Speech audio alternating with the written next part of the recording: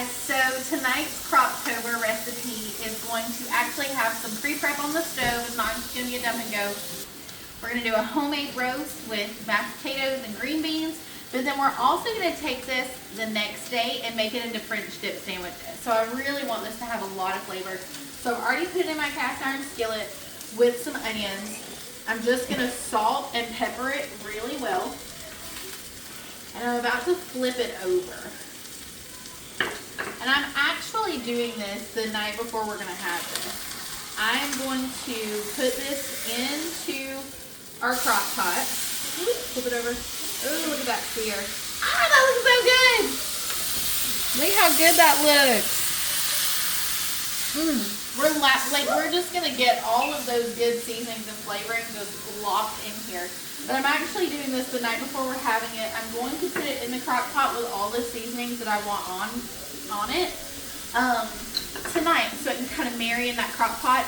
And then in the morning, I'm going to turn it on and we're going to let it cook all day.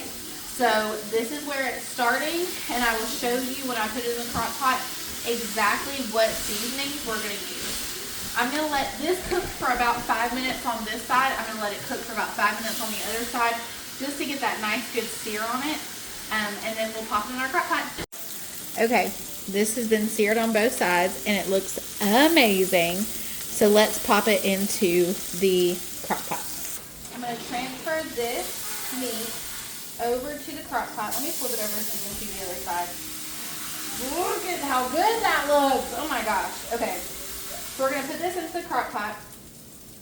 Woo! I've got my crock pot liner in there. I'm going to take all of these onions and I'm going to put those in the crock pot right on top of my roast.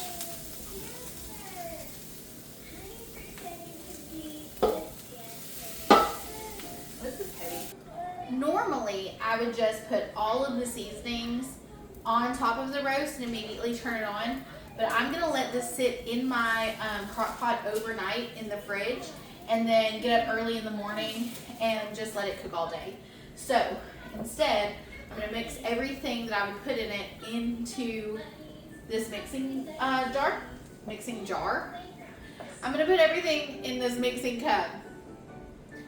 I'm going to put everything in this measuring cup and then pour it over on top for me.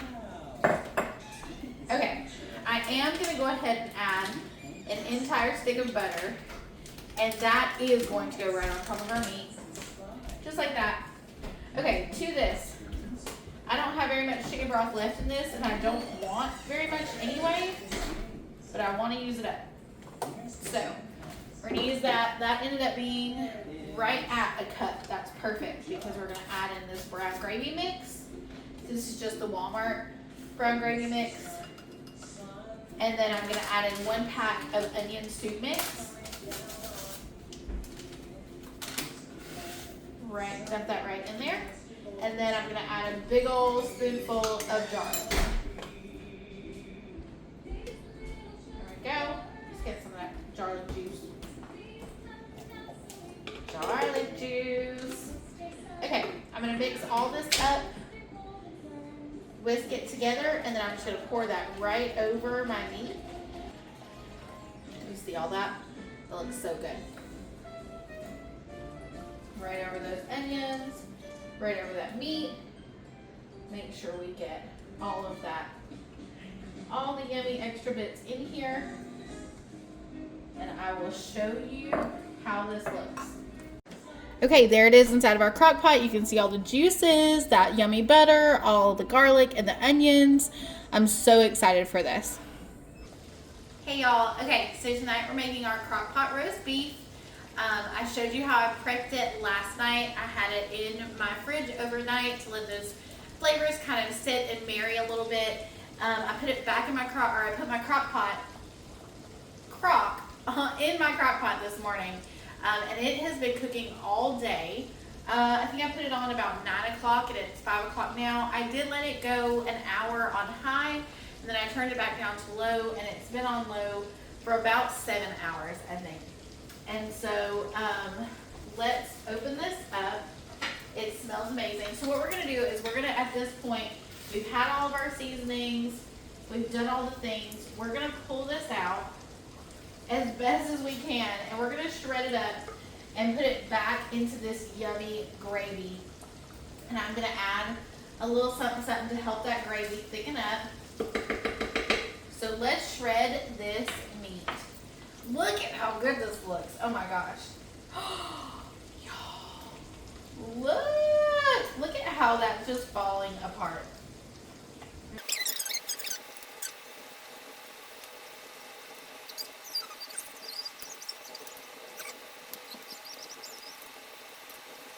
Okay, I have that shredded up. It looks amazing. At this point, our gravy is kind of thin. Remember, this was only a cup of water. So let me show you what we have. Okay, you can tell that it's pretty thin. I do want to thicken that up just a little bit in case anyone wants to use it on their mashed potatoes. Now, to thicken this, if you wanted to get cornstarch and water, you can do that. It is going to thicken it up. Personally, I'm never good at making slurries to thicken things, so I'm just going to go back in with some more brown gravy mix. I'm going to add that back in. I'm going to open it up, and I'm just going to sprinkle a good little serving of this in here. This is probably about as much as another pack. So I'm putting one more pack of gravy mix in here, and then I'm going to let that stir and let it get thicker than it already is. This again still has that Lipton onion soup mix in it, the brown gravy mix, all the good things. So I've got this going, and I'm going to add my meat back into this, let it kind of simmer while I'm working on making my homemade mashed potatoes. Now, if you guys want a video of how I make my mashed potatoes in my KitchenAid mixer, let me know and I'll make one, but that's exactly what I'm about to do. So I'm going to go ahead and put this meat back in here so it can stay warm.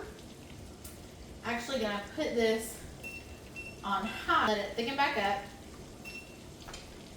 while this meat is in here and I make my mashed potatoes.